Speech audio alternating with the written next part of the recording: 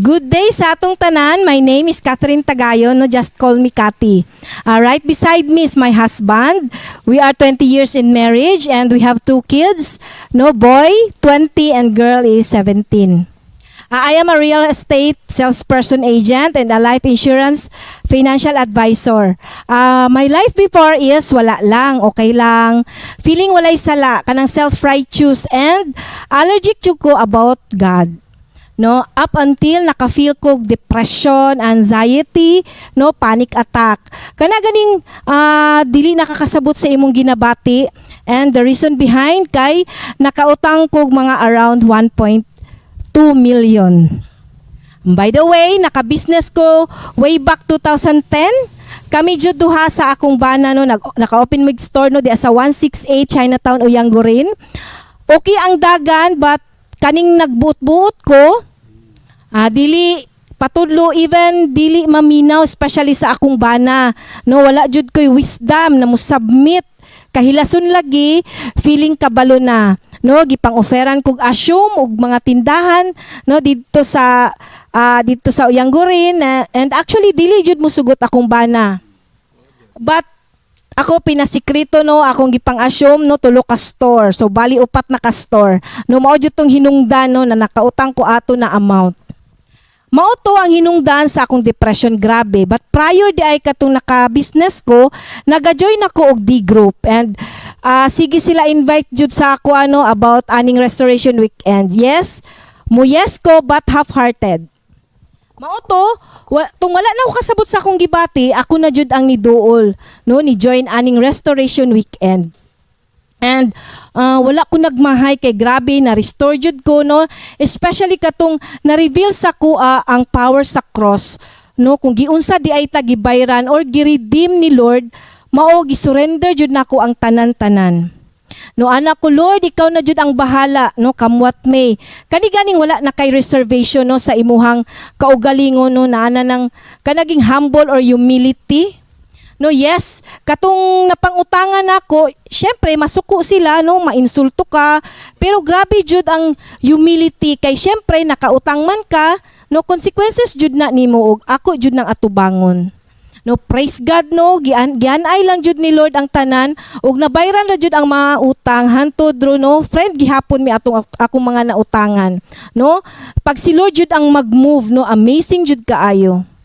From that restoration weekend, na-restore na jud ko. Mao praise God, so I'm so blessed. Mao makahatag na pud kog blessing no through Christ Jesus no, naga-share ko sa kaayo ni Lord no sa akong kinabuhi. Naga-D-group na pud ko, naana jud ko'y boldness no to reach people. Kay tungod na ako'y compassion sa laing tao ug dili na lang sa ako ang kaugalingon. And true enough no, ako ang bana no, mao jud ni akong dakong breakthrough kay for 10 years no, na akong inampo sa akong bana og chareng no, di ara nagyud siya no, nabira jud nako siya kay Lord og karon sabay na jud mi nag-serve sa iya no together sa akong anak. Hello everyone no, good morning. I'm Dindo Tagayon aka Doms, usapod ko ka laptop o cellphone technician. My life before usapod ko ka makasala, grabe sayo ko nagkabisyo sa una. Inom, sugal, gadrugs ug hangtod pagminyo nako padayon gihapon ko sa pag-inom. Wala na inon ko gadrugs pero og sugal pero nisamot akong pag-inom. Grabe anto sa akong asawa. Mas taas pa akong time sa barkada kaysa sa akong pamilya.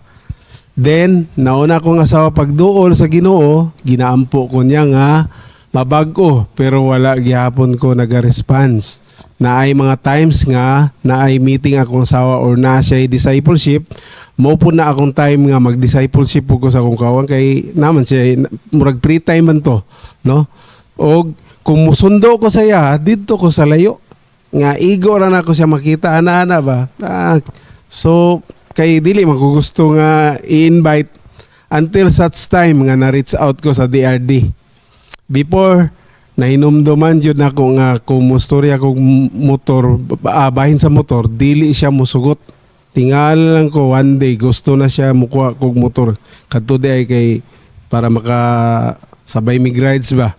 So dito na reach out, then dito hinay-hinay ko naka-receive og pulong sa Dios, then naka-join na pud ko og restoration weekend. Then during sa RW, dito na ko masabtan kung unsa ta ka love sa Ginoo. Gipakamatyan jud ta niya aron ta ma-save og mapasaylo sa atong mga sala. After sa RW, hinay-hinay ko na bago. Hinay-hinay na wala akong bisyo. Then right now, ginagamit na pud ko sa Ginoo aron mo bless og laing tao. Ina-share na pud nako akong testimony sa training kung giunsa ko pagbago sa Ginoo. So karon kapadayon ko sa process, gaatin ko og training, then ga-under pod ko og discipleship og mentorship. Then ga-impart pod ko og mission sa DRD. Right now, part na pod ko sa technical team sa church. So karon awhag na ko ang tanan, no? Katong wala pa ka restoration or ka RW, pag-join jud mo kay dako gyud ni kausaban og diri ninyo masabtan kung unsa ta kalab sa atong Ginoo og atong masabtan unsa iyang gihimo aron ta ma-restore. Amen. Og hilabi na sa restoration sa atong marriage life. So, kadto lang. Shalom everyone. To God be the glory.